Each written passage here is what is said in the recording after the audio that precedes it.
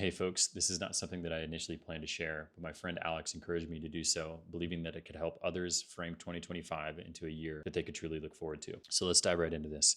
Basically, how I structure these goals is based off of a yearly target and then broken down into quarterly checkpoints, monthly individual goals, and then broken even further into weekly checkpoints and daily checkpoints that I can physically interact with every single morning when I wake up, every single evening when I go to bed. Like many other people, I'm a visual thinker, so I need everything laid out in front of me in order to be able to make decisions.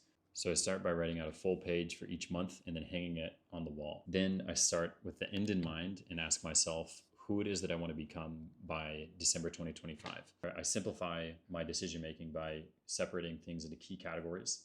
So it's business and career, health, financial well-being, relationships, creative purpose, and then adventure.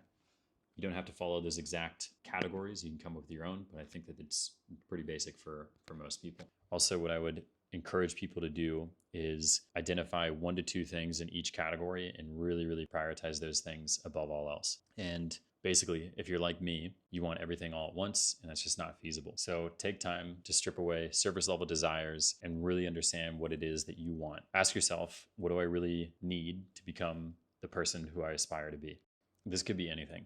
You could be a teacher, you could be a scientist, you could be a leader, whatever that is, but ensure that it's your truth, not society's expectations of you, not what your parents think you should be, not your peers' limitations. It's important, and I encourage everyone to do an exercise where you sit with pen and paper and you continuously ask yourself, why I want to be this thing, or why do I want this thing? What is the actual underlying thing that is driving me to get this? And if it's pure, and if it goes along with your intentions on becoming this version that you want to be, then you will start to feel a visceral reaction as you get closer and closer to this truth. I equate it to something like if you're listening to an incredible song, or you see something that's absolutely awe-inspiring, like you're at the top of a mountain, you feel the hairs in the back of your neck absolutely crawl. You feel the skin in your entire body start to tingle with this incredible sensation. You're so hyper focused in that moment that there is nothing else around you, and you feel just complete presence. That is the feeling that you should be chasing, and that becomes your compass for what it is that you should be pursuing. That, in essence, is your truth. Again, once you have that clarity, what you'll do is you'll then look at it on a month-by-month basis, and you'll only plan 1 month in advance. So right now is the end of December for me.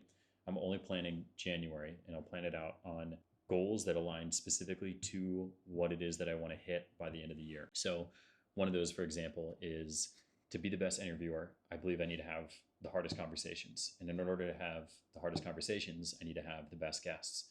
In order to get the best guests, I need to be able to do the best amount of consistent outreach and be constantly trying to nurture that pipeline so that I can have people that are lined up to have these difficult conversations. So what I've done for the month of January is that I want to reach out to 31 people. I've made it similar to 31 days of January, but I'm not holding it to writing a letter every single day. It's more so writing 31 letters. And I think that's important because you need to have a little bit of flexibility in your planning, because life happens and curveballs do come out of nowhere. So you need to give yourself leniency in case you fall back a little bit so you don't get discouraged.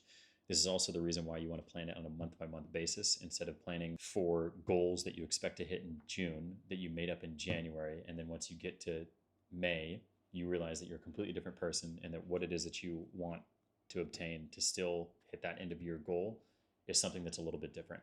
So give yourself this flexibility, but still plan on a month-by-month basis in order to have these goals that you can work towards so that you can hit this ideal version of yourself. One thing you can do that still aligns with the long-term vision and still has metrics in mind is you can have quarterly checkpoints that essentially are all metric-based as well. Just so you can keep the pulse going of, hey, how am I doing towards, in my case, the number of guests that I want to have on my podcast. So by the end of the year, I want to have 48 episodes recorded with high-quality guests. Still, it keeps me accountable for hitting a goal that leads me to becoming the best interviewer possible. In the quarterly basis, what you can do is you can track that. So 48 conversations. Once I get to Q1, I should have 12 conversations done, and so on and so forth in Q2, in Q3, and Q4, and then so on and so forth with the other goals that I've made. So another one was a health-related goal. I want to do weight training 5 days a week. I want to do abs 6 days a week. I want to do movement 7 days a week. And so it's just marking those individual boxes, then equate to the marking of the week box. Then for the month of January, it'd be week 1, week 2, week 3, week 4. It's very important that you do this and then hang these on your wall where you're going to see them every single day. Tracking your progress visually, whether through these checkboxes, charts, or notes, keeps you focused and very accountable. And then to reinforce this, create a system of rewards and consequences. Give yourself a meaningful incentive for completing your tasks and a punishment you genuinely dislike for falling short. Respect these commitments. This is how you build trust with yourself. To summarize this method, there's a quote from James Clear that I absolutely love, and it goes, "You do not rise to the height of your goals, you fall to the depths of your systems." These daily reminders are your system.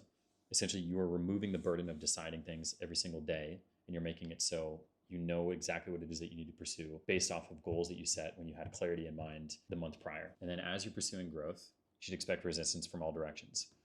Your own mind, the people around you, and even the challenges of breaking into this new level that you are going after. Growth is painful because it requires shedding old parts of yourself, but if you anticipate the resistance, nothing will deter you.